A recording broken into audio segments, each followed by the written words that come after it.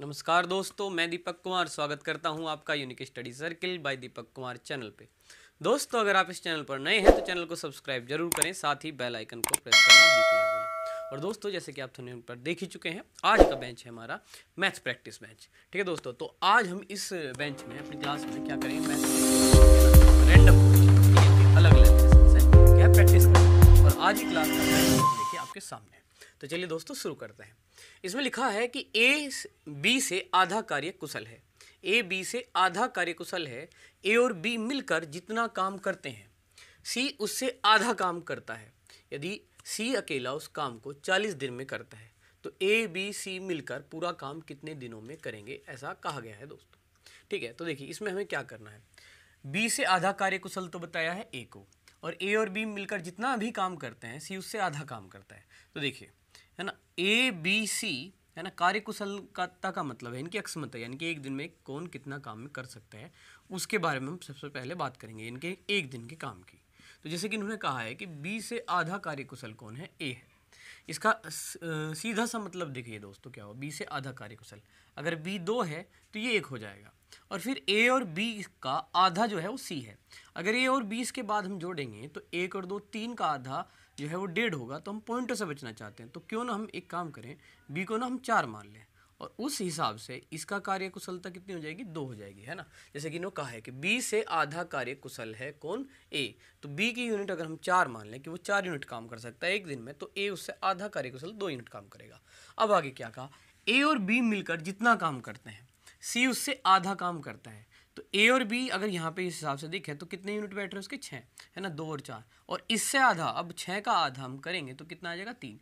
तो है ना, तो क्या कहा था, सी उससे आधा काम करता है, तो इन्होंने किया 6 यूनिट काम, तो ये क्या कर रहा है भाई, 3 यूनिट काम इस तरीके से कर देगा। फिर आगे क्या कहा, इस तरीके से पूरी व्यवस्था से हमें क्या पता लग गया कि ए की अक्षमता अगर 2 है, बी की 4 है, तो सी की कितनी है, 3 है।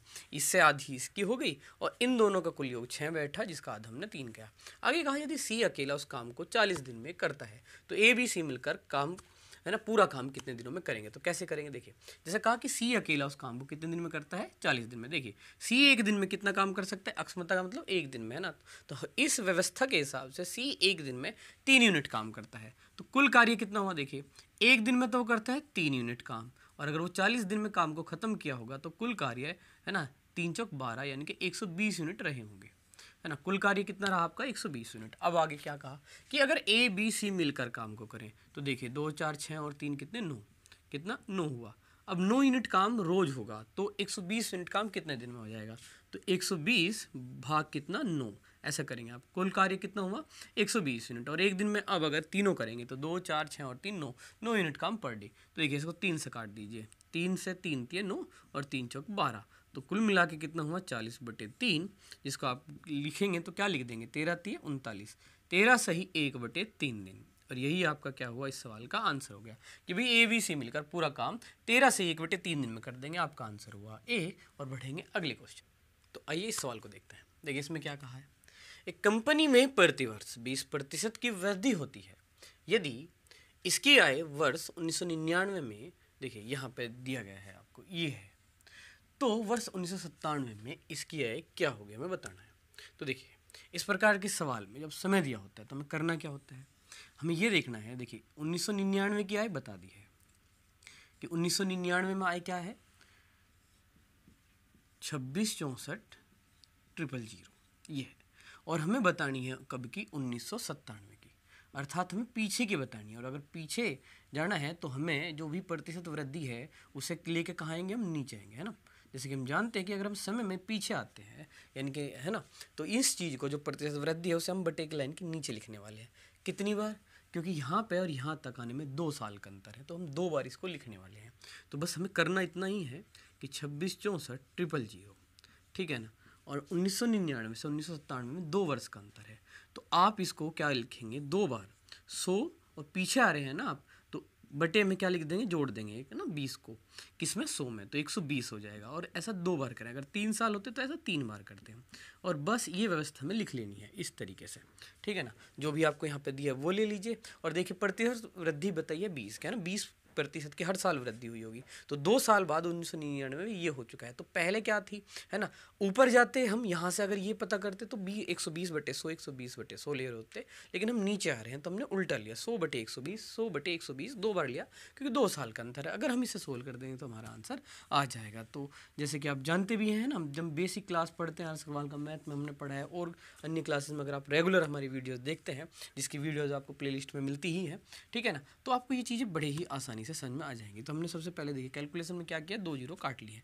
अब देखिए आप क्या कर सकते हैं, ठीक है, तो आप 12 से इसको भाग कर सकते हैं। देखिए 12 दूनी 24, अब 2 बचेगा तो 12 दूनी 24, फिर 2 बचेगा तो 12 दूनी 24। उसके बाद भी क्या होगा भाई, 3 जीरो यहाँ पे बच जाएंगे, ठीक है। अभी भी हमारे क्या बचे हुए हैं, 12 बचे हुए हैं। चलिए काम करते हैं, हम 3 से काट लेते हैं देखो, तो 3 चौक 12, ठीक है ना, और 3 से इसको काट देते हैं, तो 3 सते 21, ठीक, 3 चौक 12, इस तरीके से। और अब आप 4 से काट दीजिए इसको, तो 4 एकम 4 हो जाएंगे, और यहाँ पे आपके 3 बचेंगे, तो 4 अट्ठे 32, 4 पंजे 20। उसके बाद 2 जीरो बचने वाली है। तो देखिए 18,500 की गुणा जब आप इसमें करोगे 100 में, तो क्या हो जाएगी, 2 जीरो की और वृद्धि हो जाएगी। तो कुल मिला के, है ना, आपका आंसर जो है यहाँ पे देखिए 18,500 और 2 जीरो और आ गई हैं, तो कुल मिला के 4 जीरो 185 4 जीरो, आपका आंसर क्या हुआ, डी हुआ, ठीक है। तो उम्मीद है क्वेश्चन क्लियर है। बढ़ते हैं अगले सवाल। तो आइए सवाल करते हैं। देखिए इसमें कहा है ए तथा बी एक चारागाह किराए पर लेते हैं, जिसका कुल किराया 1250 रुपये है। ए उसमें 24 गायें 6 माह तक तथा बी उसमें 16 भैंस 4 माह तक चराता है। यदि 3 गायें उतना ही खाती हैं जितना 2 भैंस, तब बी कितना किराया देगा। तो देखिए जैसे कि हम जानते हैं साझे का एक सवाल है, जिसको हम किस तरीके से करेंगे। देखिए इसमें एक नई बात अगर आपको लगे कि बस ये एक लाइन जो है एक्स्ट्रा आपको लग सकती है, ठीक है, तो कोई दिक्कत नहीं, हम इसे मिश्र समानुपात वाले तरीके से कर देंगे कि भैया कहा गया है कि 24 गायें, है ना, कितने माह तक, 6 माह तक चराई, तो 24 गुना 6 लिख दीजिए यहाँ पे। अब देखिए बी का जो है कितनी कहा, 16 भैंस कितने माह तक, 4 माह तक चराई। फिर आगे एक लाइन कही है, यदि 3 गायें उतना ही खाती हैं जितना कि 2 भैंस। देखिए 2 तरीके हैं, या तो हम इनमें से गाय या भैंस को किस में बदल दें, या तो अगर हम इधर गाय रखना चाहते हैं तो इन भैंस को भी गाय में बदल दें, या फिर इसको ऐसा बदल दें, या इसके अलावा देखिए सीधा और सरल तरीका क्या है, आप यहीं पे देखिए इधर आपने 24 गायें 6 माह, 24 गायें है ना, ये गायें थी 24, तो यहाँ पे बताया गया कि 3 गायें उतना ही खाती हैं जितना कि 2 भैंस।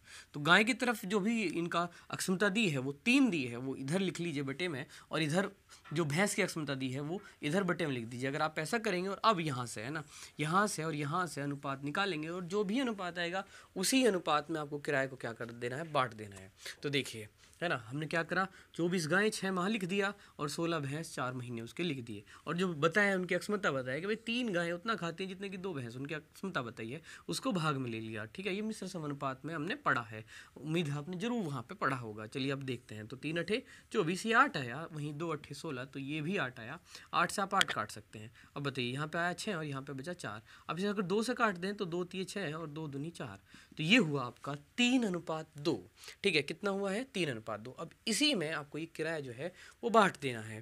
देखिए यहाँ पे ए की बात करें तो उसका अनुपात 3 है, तो वहीं बी का 2 अनुपात है, तो हमें बताना है बी का किराया कितना है। तो बी का किराया बताने के लिए हम क्या करेंगे, बी का जो अनुपात है 2, बी का जो अनुपात है 2 वो ऊपर लिखेंगे, और अनुपातिक योग 3 और 2 को जोड़ के, है ना, क्या 5 पता लग गया है आपको, है ना, कि 5 इनको जोड़ के आया है 3 और 2 को, वो हम कहाँ लिख देंगे, बटे में। और जो कुल किराया है 1250 रुपये उसको गुणा में लिख देंगे यहाँ पे, ठीक है ना। तो अब बताइए 5 दूनी 10 और 5 पंजे 25 और 0 1, और 250 से दुगना कितना होगा, 500 रुपये। इसका मतलब जो बी है वह 500 रुपये किराया देने वाला है यहाँ पे, और आपका आंसर हो जाएगा यहाँ पे 500 रुपये दिया है बी ऑप्शन में। तो उम्मीद है क्वेश्चन क्लियर है। बढ़ते हैं अगले सवाल। तो आइए सवाल करते हैं। देखिए इसमें क्या कहा गया है, कहा एक विद्यालय के प्रत्येक वर्ग में छात्रों की संख्या 24 है। नए, यहाँ पे क्या कहा गया, नए छात्रों के नामांकन के बाद 3 नए वर्गों की शुरुआत हुई है, और अब 16 वर्ग हैं। उनमें से प्रत्येक में छात्रों की संख्या जो है वो 21 है। तो नए नामांकित छात्रों की संख्या क्या है, हमें बतानी है।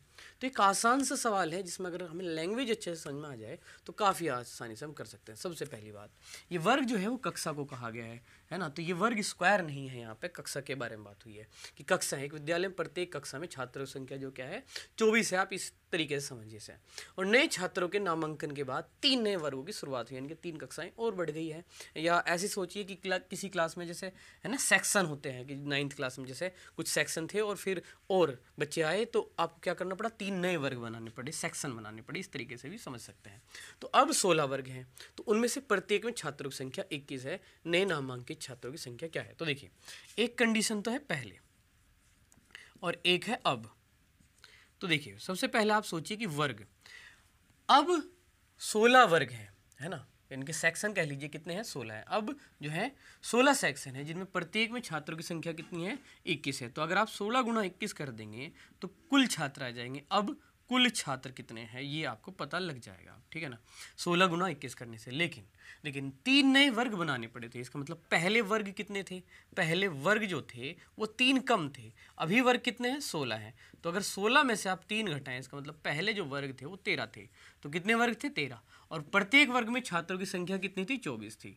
तो अगर आप समझें तो पहले छात्रों की कुल संख्या, कुल छात्र कैसे पता लग जाएंगे हमें, 13 गुणा 24 करने से। क्या आपको ये बात समझ में आ रही है कि यहाँ पे कहा था कि प्रत्येक विद्यालय, एक विद्यालय के प्रत्येक वर्ग में छात्रों की संख्या 24 है। छात्रों की संख्या जो है आपको यहाँ पे बता दी गई थी कि कितनी है, प्रत्येक में 24 है।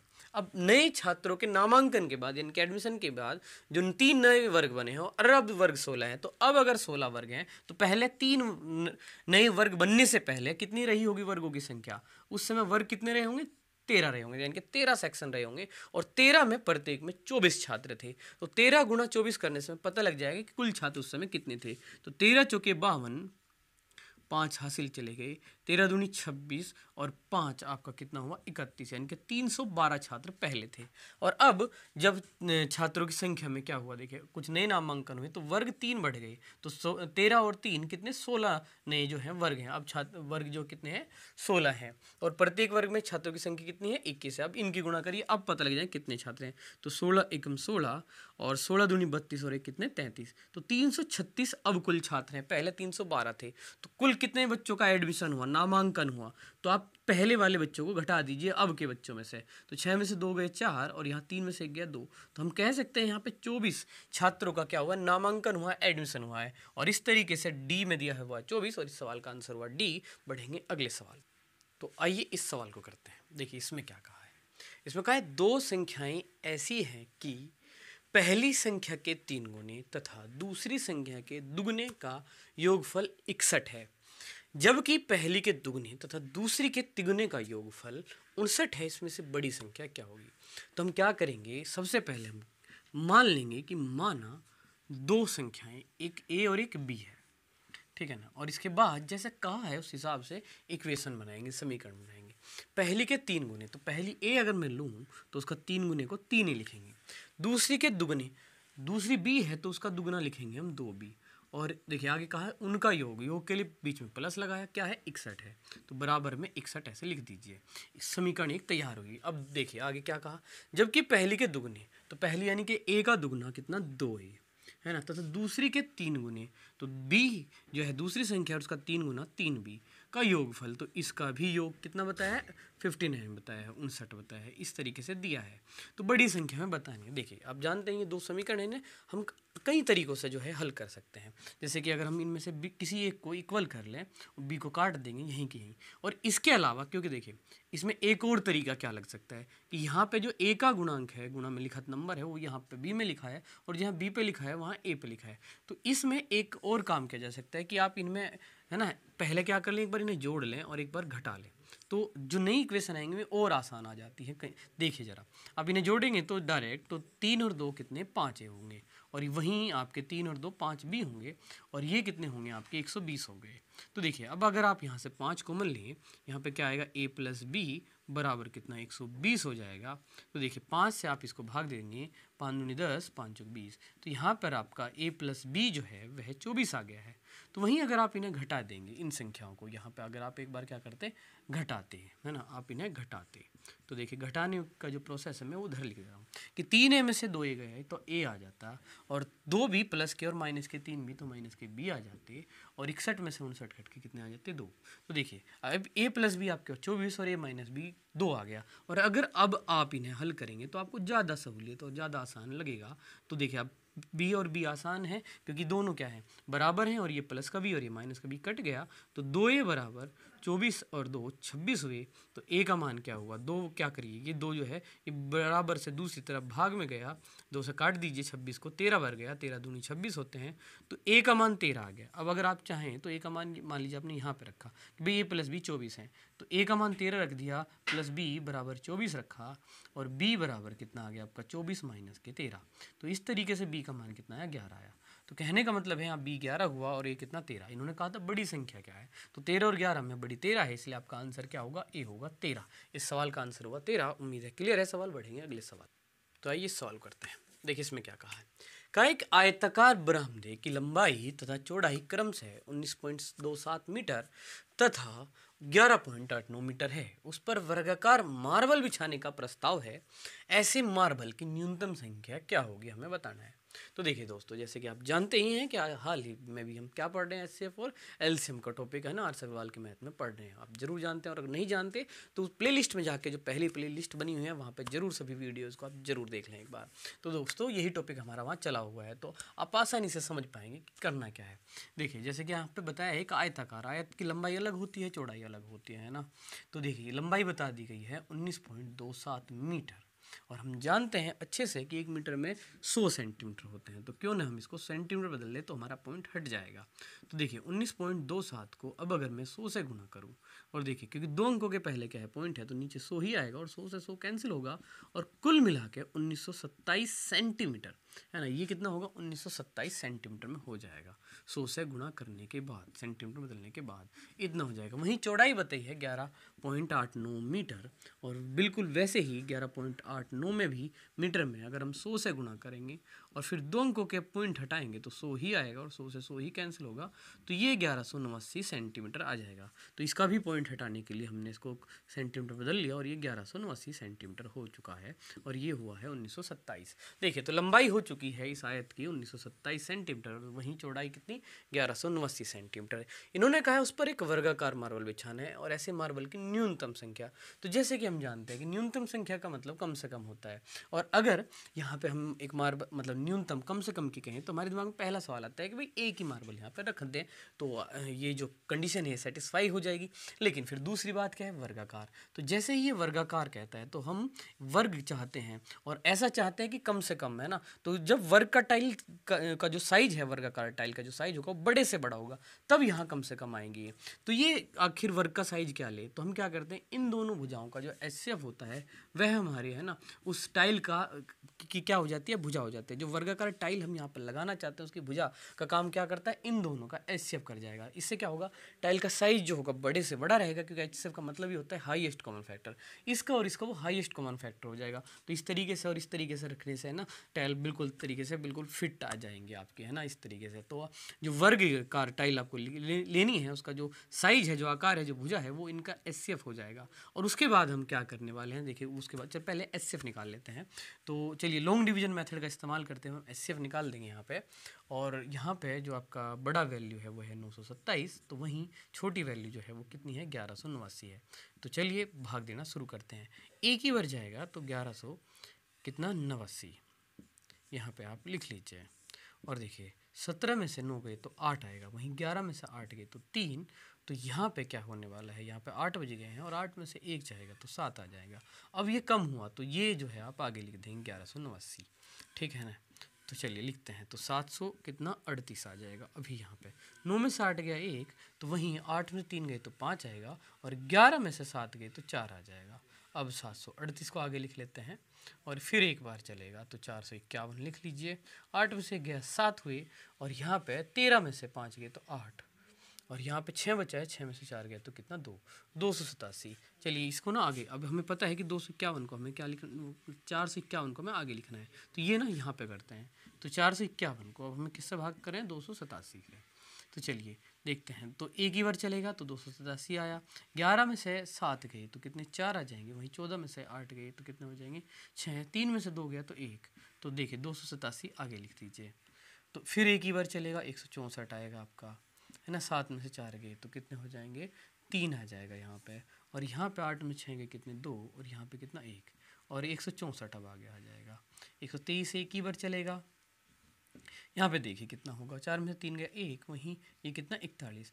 अब देखिए 41 से आप क्या करेंगे 123 को आगे लिखने वाले हैं, तो 41 से आपको 123 को भाग करना है, तो 3 बार, 3 एकम 3 और 3 चौक 12, कुल मिला के आप फाइनली आपका 0 आया। थोड़ा लंबा प्रोसेस हो गया है, लेकिन फिर भी हमारा HCF जो है हमें पता लग ही गया है कितना हुआ 41 हुआ। यहाँ पे आपका जो HCF है वो 41 हो चुका है। और जैसे कि हमें पता है कि अभी हमें यहाँ पे थोड़ी सी और कैलकुलेशन करनी है, क्योंकि हमें निकालना क्या है मार्बल की न्यूनतम संख्या क्या होगी, तो वो उसके लिए हमें यहाँ पे थोड़ी सी है ना इसको साफ कर देते हैं। अब देखिए ज़रा ध्यान दीजिएगा, तो क्या कहा मार्बल की न्यूनतम संख्या, तो जैसे कि हमें पता लग गया कि टाइल का साइज क्या होगा 41 सेंटीमीटर होगा, 41 सेंटीमीटर इसका भी है ना हाईएस्ट कॉमन फैक्टर हो गया और इसका भी हो जाएगा।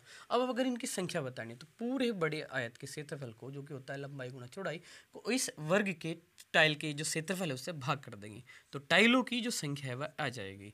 ठीक है ना, तो टाइलों की संख्या ऊपर क्या है वर्ग का क्षेत्र, आयत का क्षेत्रफल है ना, पूरा आयत का क्षेत्रफल होगा आपका, है ना, और नीचे क्या होगा वर्गाकार टाइल का क्षेत्रफल, एक टाइल का क्षेत्रफल। तो जो क्या होगा यहाँ पे चलिए देखते हैं। तो आयत का क्षेत्रफल क्या होता है लंबाई गुणा चौड़ाई, जो कि क्या हुआ यहाँ पे 1100 नहीं ये 1927।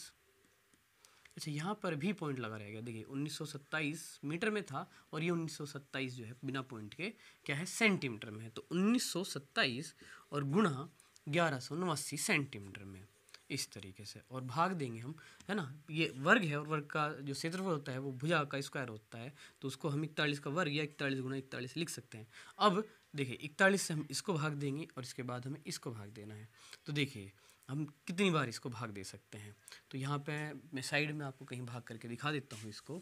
ठीक है, 1927 को 41 से, तो ये 4 चौक 16, 4 बार चलाते हैं, तो 4 एकम 4, 4 चौक 16। अब देखिए 12 में से 4 गए 8, यहाँ पे 2 बच जाएंगे 7, फिर 7 बार, 7 एकम 7, 7 चौक 28। कहने का मतलब है ना 41 से ये कितनी बार गया 47 बार। अभी इसको आप भाग करके देखिएगा तो ये कितनी बार चला जाएगा, देखिए 1189 को आप 41 से भाग देंगे तो 41 दूनी है ना, 3 बार नहीं चलेगा, 4 3 12 होते हैं, तो 2 एकम 2, 2 चौक 8, घटाइए जरा, 8 में से 2 गया 6 और 11 में से 8 गए 3, वहीं ये 9।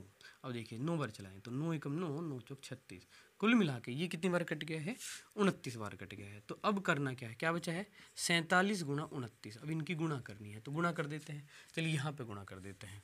ठीक है ना, गुणा के लिए हम बॉक्स मेथड लगा लेते हैं,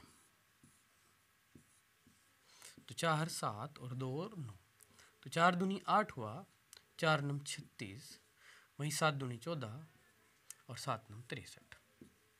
इनको हटा देते हैं जैसे कि आप जानते हैं, तो ये कितना हुआ यहाँ पे देखिए 3 हुआ, 6 और 6 12 और 4 16, एक हासिल चले गए, 8 और 3 11 और 1 12 और 1 कितने 13, और इस तरीके से इनकी गुणा आई है आपकी 1363। तो देखिए एक एक स्टेप हमने आपको करके दिखाया है, आपको HCF ही निकाल के दिखाया जो कि 41 आया, और इस प्रकार के सवाल हम एक्सरसाइज में भी कर चुके हैं कि टाइलों की संख्या क्या निकलती है, पूरे बड़े वाले क्षेत्रफल जो आयत का क्षेत्रफल था उसे टाइल के क्षेत्रफल से भाग करना था।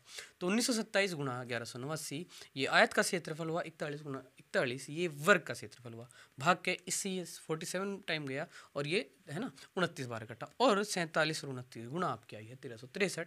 इस तरीके से इस सवाल का जो आंसर हुआ बी हुआ।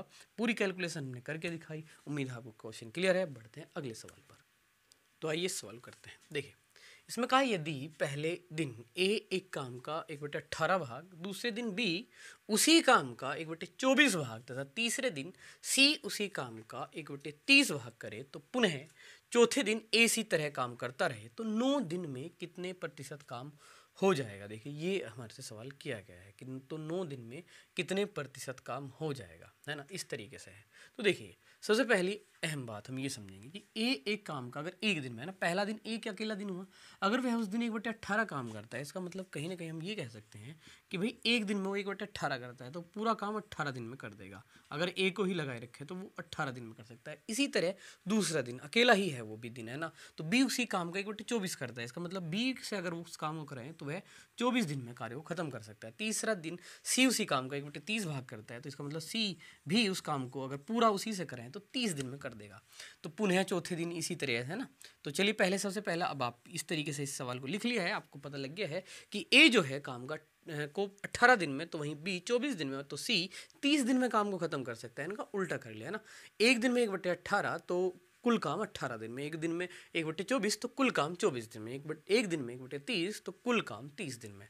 तो इनका अगर हम एलसीएम ले तो कितना आ जाएगा, देखिए तो वो 360 आ जाना चाहिए। ठीक है, तो अब देखिए अब हम इसे भाग करते हैं, तो 18 से 18 दूनी 36, तो 20 यूनिट जो है, इसका मतलब ए एक दिन में काम कर सकता है। ये इनकी अक्षमता ही एक दिन का काम, यानी कि इनकी एफिशिएंसी अक्षमता जिसे हम कहते हैं। आपने टॉपिक पढ़ा भी है इसलिए अच्छे से आपको चीज़ें समझ में आएंगी। अब 360 को 24 से भाग करिएगा, 360 को हम किससे भाग करें, 24 से। तो चलिए देखिए 12 दूनी 24, 12 3 36, तो 15 बार है ना, कितना, तो 15 यूनिट यहाँ पे आपका आया है, भाग करके हमने देख भी लिया है। ठीक है ना, अब 30 से काट देंगे तो 3 कम 3, 3 दूनी 6, तो देखिए यहाँ पे कितना आएगा, 12 यूनिट आ जाएगा आपका, 12 3 36 होते हैं। ठीक, तो इस तरीके से हमें पता लगा। तो अगर जिस तरीके से कह रहे हैं कि पहले दिन ए गया तो 20 यूनिट हुआ, दूसरे दिन बी गया तो 15 यूनिट काम हुआ, और सी गया तो कितना, 12 यूनिट काम हुआ, है ना। पहले दिन 1/18 काम, तो इस तरीके से 20 यूनिट काम हुआ। दूसरे दिन कितना, 1/24 तो 15 यूनिट काम हुआ। तीसरे दिन 1/30 भाग तो 12 यूनिट काम हुआ।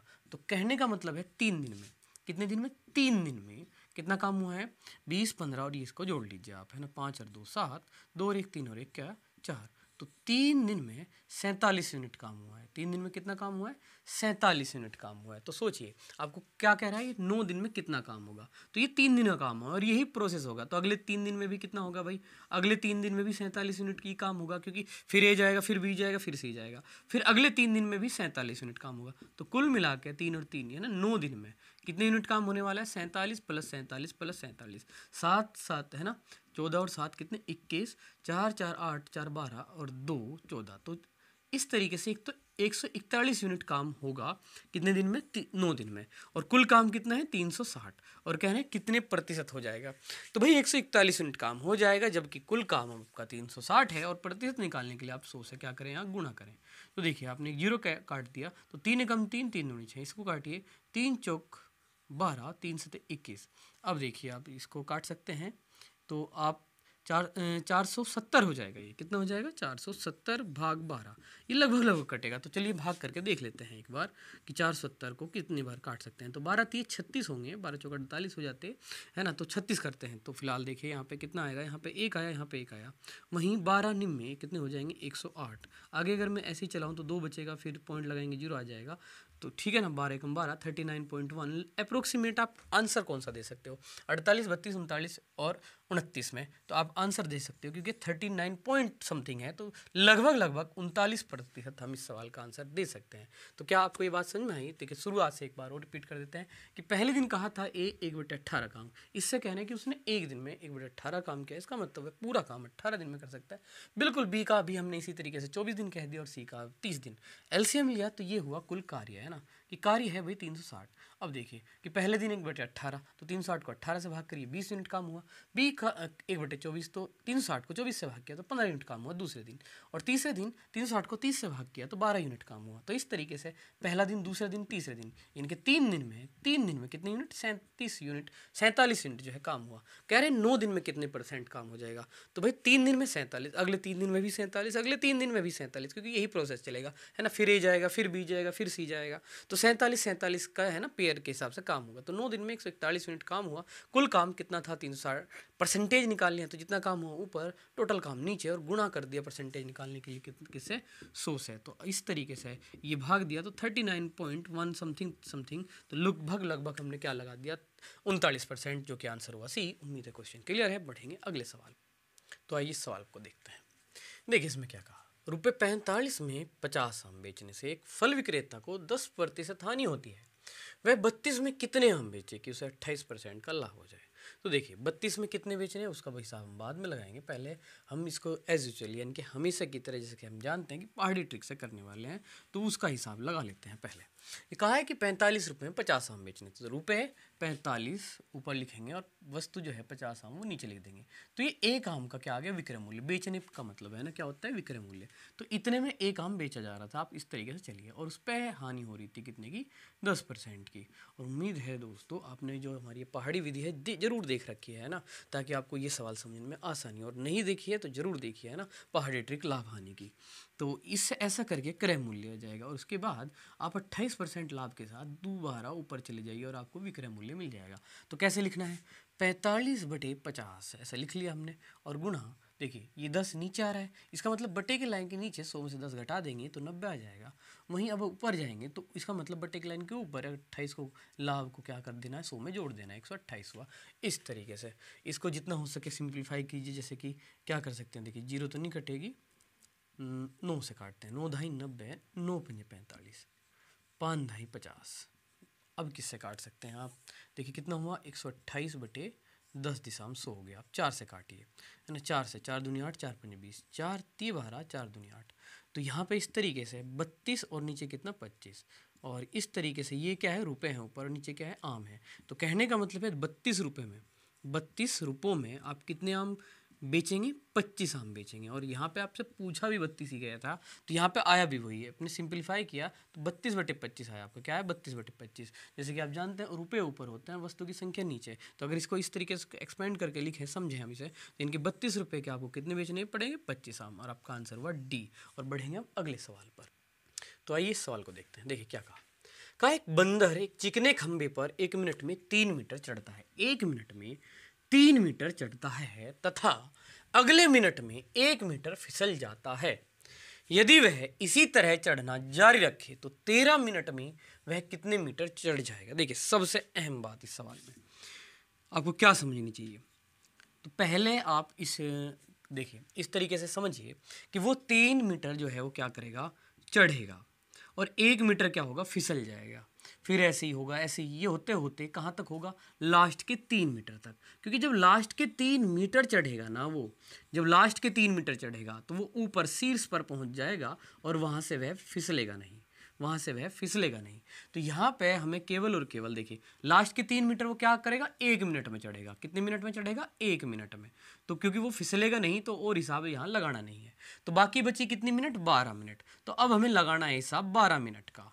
समझ पा रहे हैं। ऐसे सवाल में सबसे पहला आप आखिर वाली बात पे विचार जरूर कर लें कि अगर इस तरीके से फिसलना और मतलब चढ़ने और फिसलने का सवाल है, चढ़ने और फिसलने का, तो जो आखिर में जो होगा आपका जो लास्ट अटेम्प्ट होगा उसमें ना वो बस चढ़ेगा, फिसलेगा नहीं। तो वो 3 मीटर चढ़ता है, तो लास्ट के 3 मीटर वो केवल चढ़ेगा क्योंकि वो वहाँ पे शीर्ष पे पहुँच जाएगा, बाहर ऊपर एकदम पोल पे है ना, इस तरीके से। तो वहाँ से वो फिसलेगा नहीं, इस तरीके से समझिए बात को। तो देखिए अब है ना क्या कहा था कि एक बंदर एक खंबे पर 1 मिनट में 3 मीटर चढ़ता है। तो हिसाब लगाएं, पहली मिनट 1 मिनट में वह क्या करा, 3 मीटर चढ़ा, ठीक है 3 मीटर चढ़ा, और तथा अगले मिनट यानी कि अगली 1 मिनट में क्या हुआ, 1 मीटर फिसल गया, 1 मीटर फिसला। तो इस तरीके से समझें कि एक और एक कितने मिनट, 2 मिनट, कुल मिला के कितने, 2 मिनट। और यहाँ पे 3 में से 1 मीटर फिसल गया तो चढ़ा कितना, कुल मिला के 2 मीटर चढ़ा। कितना चढ़ा, 2 मीटर ओवरऑल चढ़ा। तो कुल मिला के 2 मिनट में, 1 मिनट में तो 3 मीटर चढ़ता है और फिर 1 मिनट में वो 1 मीटर फिसल जाता है। तो कुल मिला के 1 मिनट चढ़ने की, 1 मिनट फिसलने की, तो 2 मिनट में कितना, 2 मीटर ही चढ़ पाया। तो 2 मिनट में 2 मीटर ही चढ़ पा रहा है इस फिसलने और है ना चढ़ने और फिसलने के क्रम में। तो ये जो 12 मिनट है, ये 12 मिनट तक ऐसे ही होता रहेगा। तो जब 12 मिनट तक ऐसे ही होता रहेगा तो 2 मिनट में 2 मीटर, तो 12 मिनट में 12 मीटर चढ़ चुका होगा।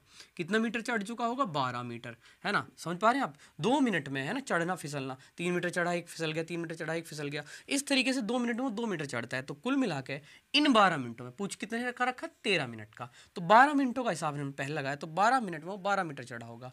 और लास्ट की 13वीं मिनट है ना, 13 मिनट में बताना है, तो लास्ट की जो आखिरी मिनट बची है, 13वीं मिनट बची है, उसमें वह पूरा है ना 1 मिनट में कितना, 3 मीटर चढ़ जाएगा, 3 मीटर, और वो फाइनली शीर्ष पे होगा। इस तरीके से 12 और 1 कितने, 13 मिनट में कुल मिला के 12 तो ये और 3 ही है, कुल मिला के 15 मीटर वह चढ़ा है। कितना चढ़ा है, 15 मीटर। आपका आंसर हुआ सी। और उम्मीद है क्वेश्चन क्लियर है। बढ़ते हैं अगले सवाल पर। तो आइए सवाल को करते हैं। देखिए इसमें क्या कहा, 3 लड़कियों की आयु का औसत 16 वर्ष है, इनकी आयु का अनुपात 3:5:8 है। सबसे छोटी और सबसे बड़ी लड़की की आयु का अंतर क्या होगा, हमें बताना है। तो देखिए जैसे कि हम जानते हैं, इस औसत का सबसे पहले हम योग बनाएंगे, है ना। तो औसत गुणा संख्या क्या होती है भाई, योग होता है। तो संख्या कितनी है, 1 2 3, 3 लड़कियां हैं, कहा भी गया है 3 लड़कियां हैं। तो अगर हम इनकी गुणा कर देंगे औसत में तो योग आ जाएगा इनका। तो 16 3 48। तो भाई तीनों लड़कियों की आयु का जो योग है वह 48 आ गया है। अनुपात दिया है 3:5:8। सबसे छोटी वह होगी जिसका अनुपात 3 है और सबसे बड़ी लड़की वह होगी जिसका अनुपात 8 है। इनकी आयु का अंतर निकालने के लिए इसकी आयु अलग निकाल सकते हैं, इसके अलग निकाल सकते हैं, उन्हें घटा सकते हैं, या यहीं पे 3 और 5 8 का ही अंतर ले लें, जो कि कितना है 5 है। अब 5 आप यहाँ ऊपर रख लीजिए। अनुपातिक योग 3 और 5 8 और 8 16 नीचे लिखिए, और गुणा में जो योग आया है आपका, है ना, औसत को संख्या से गुणा करके। तो 16 3 48, 5 3 15। और इस तरीके से सबसे छोटी और सबसे बड़ी लड़की की आयु का जो अंतर आया है वह 15 वर्ष आया। आपका आंसर हुआ बी। और बढ़ेंगे अगले सवाल पे। तो आइए सवाल करते हैं। देखिए इसमें क्या कहा है, किसी निश्चित दूरी को किसी निश्चित चाल से तय किया जाता है। यदि आधी दूरी को दुगने समय में तय किया जाए तो दोनों चालों का अनुपात क्या होगा। तो देखिए जैसे कि हमें पता है कि हमें अनुपात बताना है, तो यहाँ पे हम दूरी और समय जो है वो मान के चलते हैं कुछ अपने हिसाब से, कि भाई पहले क्या रहा हो, कोई निश्चित दूरी रहा हो, है ना। कोई निश्चित दूरी को किसी निश्चित चाल से तय किया जाता है। आधी दूरी, तो पहले दूरी मान के चलिए आप 2 थी, फिर आधी हो जाएगी बाद में, है ना। ऐसे बाद में लिखते हैं, बाद में जब आधी हुई तो 2 का आधा 1 हो जाएगा। अगर 1 लेंगे तो 1/2 लिखना पड़ता है ना। तो कोई निश्चित दूरी हमने मान ली कि भाई 2 थी हमारी, आधी दूरी कितनी हो जाएगी, 2 की 1। दुगने समय में, तो पहले समय 1 मान लो, दुगना समय हो जाएगा भाई 2। इस तरीके से चलिए, तो सोचिए कि दूरी 2 है और समय बाद में आधी हो गई तो कितना हो गया, 1 हो गई। तो वहीं दुगना समय हो गया, 2 गुना समय हुआ, तो 1 मान लिया समय, तो 1 का दुगना 2 हो गया। अब बताइए चाल क्या होता है भाई, हम सब जानते हैं कि चाल बराबर क्या होता है, दूरी बटे समय। तो दूरी 2 थी तो समय कितना था, पहला 1 था, ये तो पहली बात हुई।